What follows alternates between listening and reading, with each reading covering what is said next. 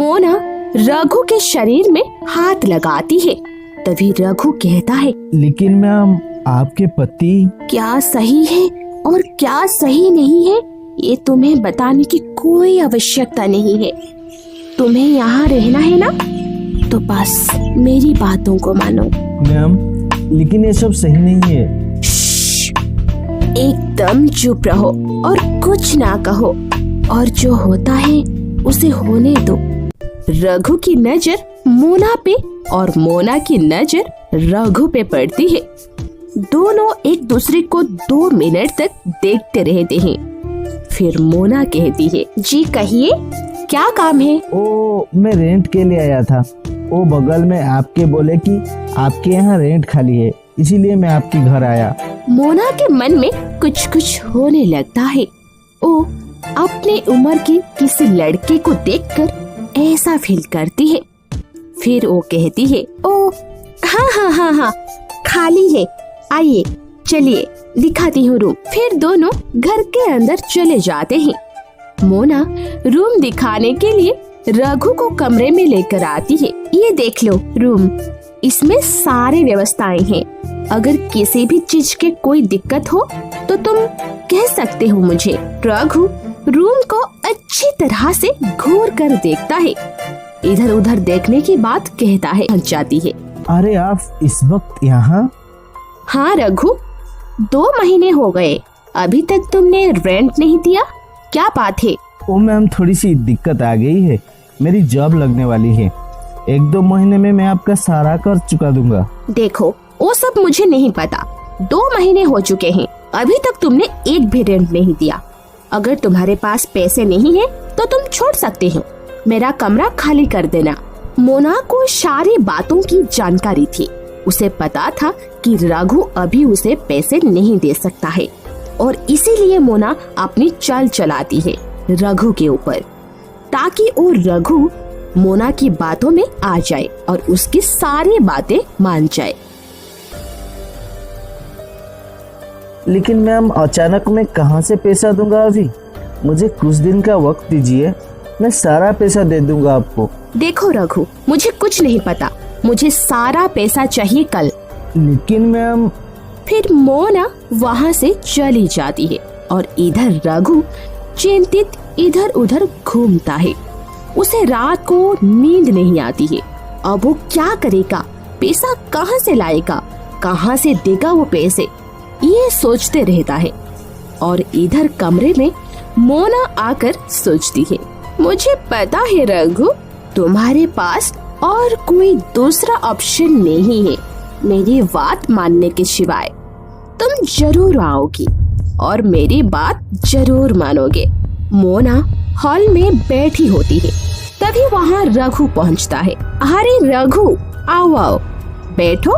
नहीं मैम, मैं ठीक हूँ। मुझे पता है रघु, तुम किस लिए आए हो, इसीलिए बोलने की कोई जरूरत नहीं है। तो मैम आप ही बताइए, मैं क्या कर सकता हूँ?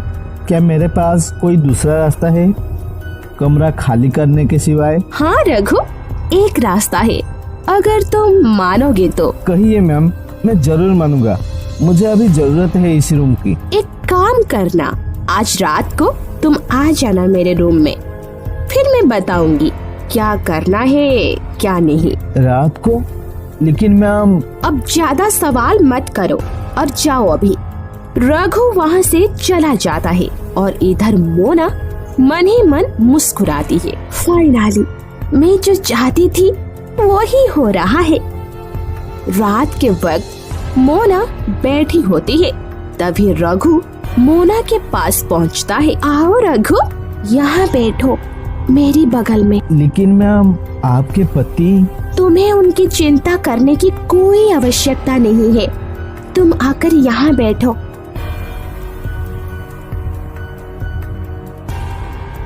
फिर मोना रघु के शरीर में हाथ लगाती है।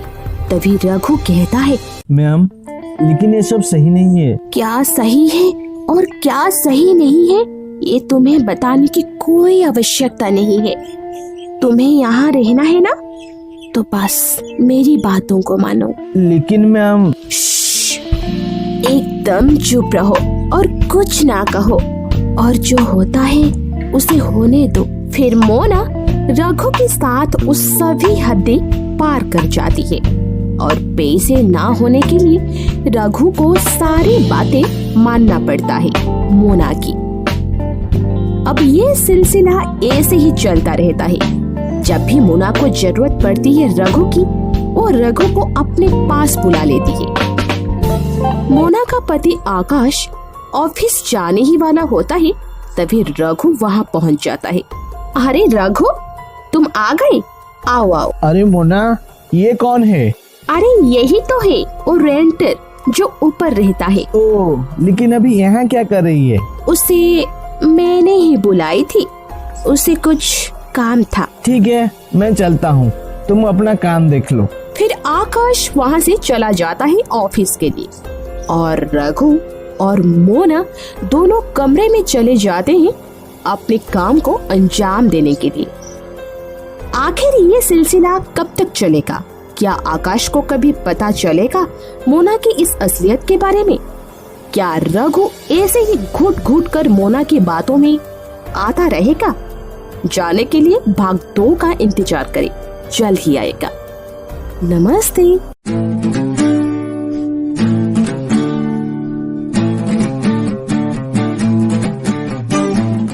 बारिश की सुहानी रात थी।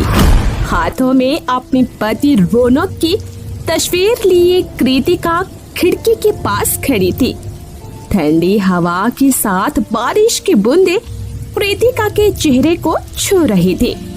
तभी कृतिका आंखें बंद करके एक लंबी सांस लेती है और गाती है, ये मौसम की बारिश, ये बारिश का पानी, ये पानी की बूंदे तुझे ही तो ढूंढे, ये मिलने की ख्वाहिश, ये ख्वाहिश पुरानी, ओ पूरी तुझी से मेरी ये कहानी। रौनक, तुम कहाँ हो? कब आओगे मेरे पास? और कितना इंतजार करना पड़ेगा? ये बारिश की बूंदे मेरे अंदर के प्यार को और बढ़ा रहे हैं।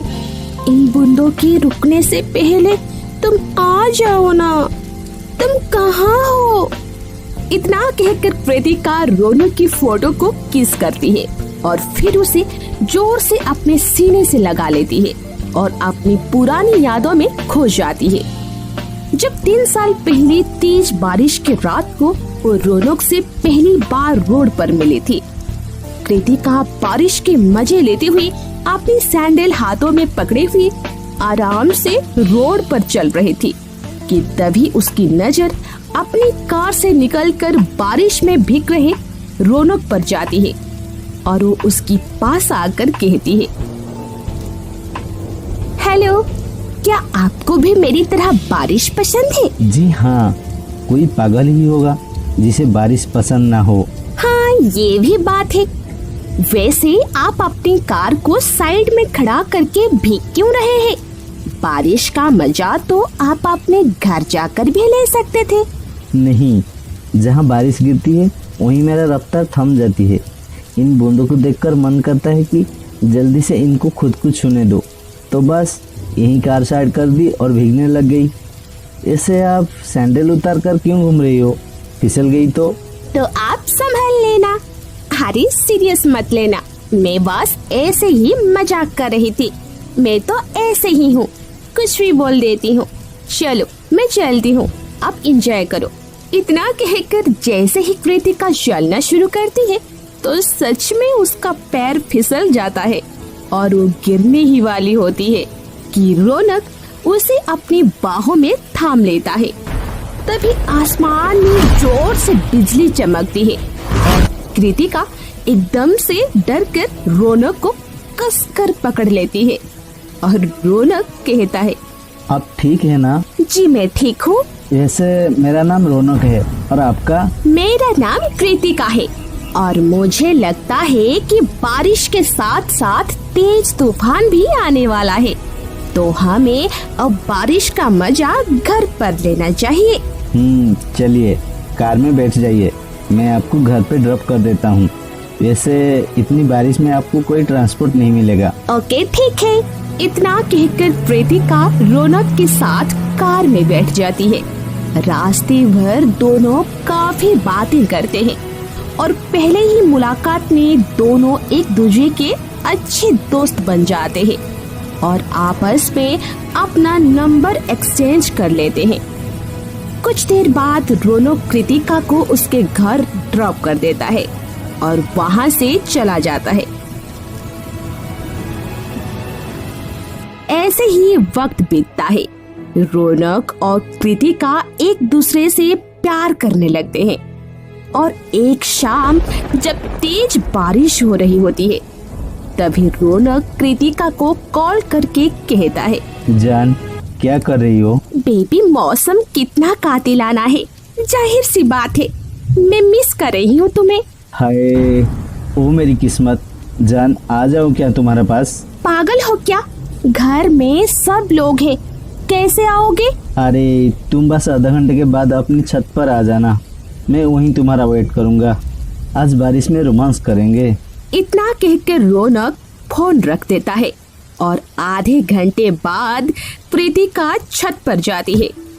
बारिश बहुत तेज थी पर वहाँ रौनक नहीं था और वो जैसे ही छत से नीचे जाने लगती है तभी रौनक झट से उसके सामने आ जाता है और कहता है, जान कहाँ जा रही हो मेरे बिना? रौनक तुम सच में आ गए, मुझे तो लगा था तुम मजाक कर रहे हो। जान रोमांस के मामले में कोई मजाक नहीं, ये बारिश तुम और हमारा प्यार इस मामले में आग लगाने के लिए बहुत है। I love you Raunak. I love you too Kritika.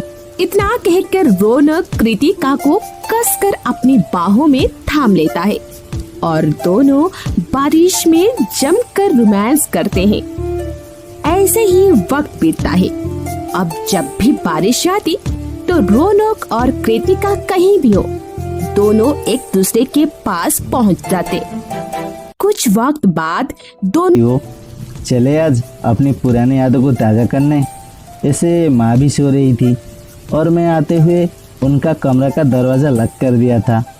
चलो आज फिर से बारिश में रोमांस करते हैं और कोई डिस्टर्ब भी नहीं करेगा हमें। हाय, इस पल का इंतजार तो मैं कब से कर रही थी। चलो फिर आज तुम्हारा इंतजार खत्म हो गया मेरी जान। इतना कहकर रौनक कृतिका को अपनी बाहों में उठा लेता है और उसे छत पर तेज बारिश में ले जाता है। तेज तेज हवा के झोंकों के साथ बारिश अपने पूरे जोर शोर पर थी। रौनक और कृतिका एक दूसरे की बाहों में सिमट जाते हैं। तभी रौनक बोलता है, जानती हो कृतिका, चाहे बूढ़ा ही क्यों ना हो जाऊं पर कभी भी तुम्हारे साथ रोमांस करने में पीछे नहीं हटूंगा। सच में तुम बस प्यार नहीं जिंदगी हो मेरी। तभी तो इतना वेट करवाया, जानते भी हो कितनी बरसातें निकाल दी मैंने तुम्हारे इंतजार में। पर देखो आज तो मैं आ गया ना और मैं कभी नहीं जाऊंगा। अब बस कुछ मत कहो, इस बारिश में मुझे खुद में खो जाने दो। रौनक कृतिका के माथे को प्यार से चूम लेता है जिसके बाद दोनों एक बार फिर से बारिश में रोमांस करते हैं और अपनी पुरानी यादों को ताजा करते हैं।